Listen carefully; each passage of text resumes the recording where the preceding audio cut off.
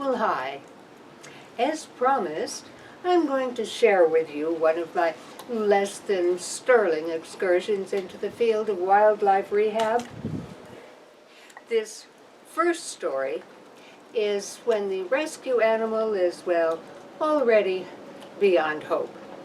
Now, I was living in a small suburban town at the time, maybe 1 or 2 decades ago.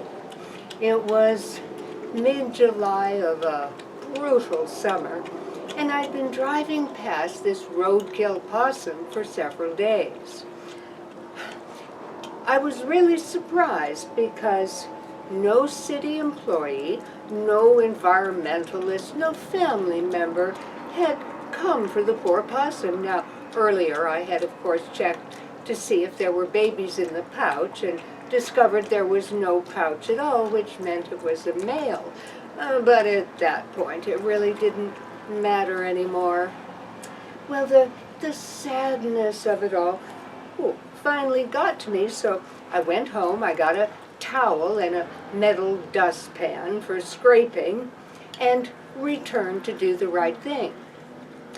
As I arrived at the site, I found a boy with a bicycle. Now, ordinarily, one whiff of that pungent death odor would have just sent me on my way.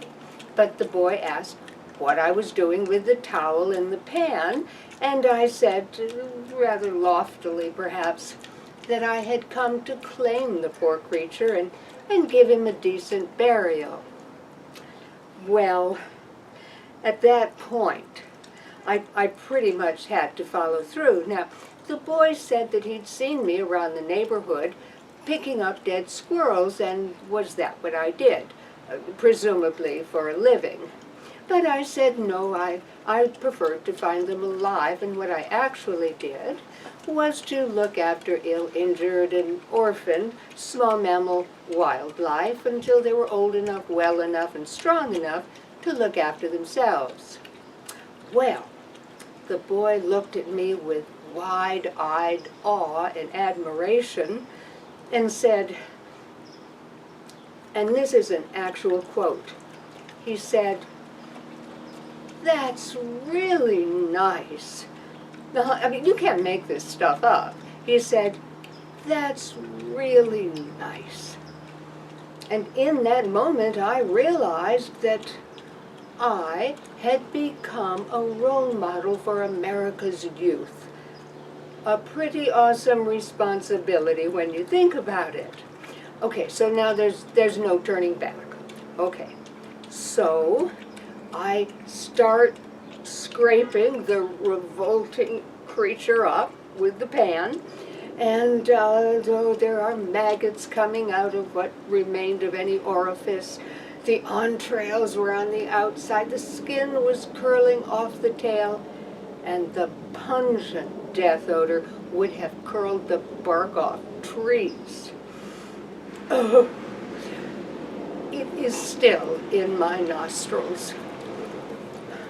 So I took a deep breath and scraped up possum parts, staunchly scraped them up, put them in the towel, and then wrapped the whole thing up and gingerly put it into the passenger seat of my van. What a bad idea! No, because the smell was 100 times worse inside the sweltering van. Oh, I just wanted to pitch the whole thing out the window, but I couldn't do that. No, instead I had to, oh, the nausea, it's all coming back to me now. But I started up and set off as though I had a plan, because I could see in the rearview mirror that the boy was still watching, only now he's giving me a thumbs up. I tried not breathing, but that didn't last very long. No, so then I put one hand on the steering wheel and I leaned out the window as far as is humanly possible, gasping for fresh air, but there just wasn't any. The stink was all pervasive. Okay, so I knew I couldn't go on this way much longer.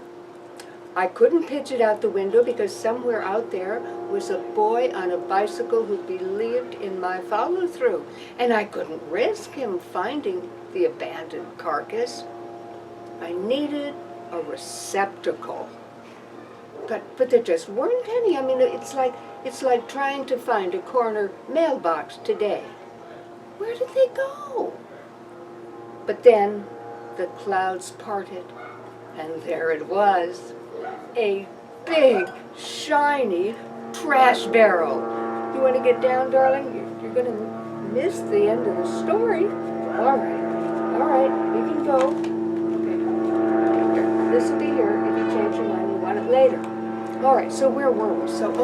So we find this barrel with, of all things, a smiley face painted on it. Well, now that was a sign, wouldn't you think?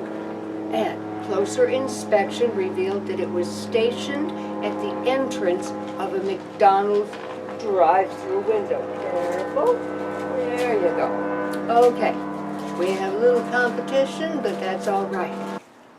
Well, it turned into the Blue Angels at Oshkosh. We were forced to cry uncle. We're going to have to finish our story in the next installment. Meanwhile, please join us again for further adventures into the trenches of wildlife rehab, where we care enough to dare our very best, however exiguous. exiguous. Exiguous. Until next time, bye. Bye-bye.